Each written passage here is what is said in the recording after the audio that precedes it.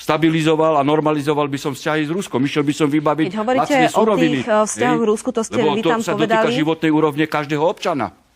že Rusko teda je momentálne ale vo vojne s našim východným susedom. Ste tam povedali, že by ste išli do Ruska práve vyjednať tieto Jakej lacnejšie vojne, pani suroviny. redaktorka? Počkajte, v akej vojne? Na Ukrajine. Tak ako tam je špeciálna vojenská operácia. Tvrdí Ukrajina Putin. ani nevyhlasila vojnu.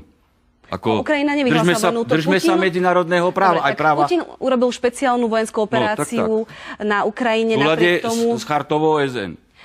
to sú rôzne názory na to, či je to v súlade s Nie, že, chartou pani OSN. redaktorka, tu nemôžu byť rôzne názory, lebo je platný právny stav. Iba Bezpečnostná rada OSN podľa článku 39 môže povedať, či ide o vojnu, či ide o agresiu. A dokonca teraz Medzinárodný trestný súd v Hágu OSN 2.2.24 na návrh Ukrajiny odmietol označiť Ruskú federáciu za agresora. Čiže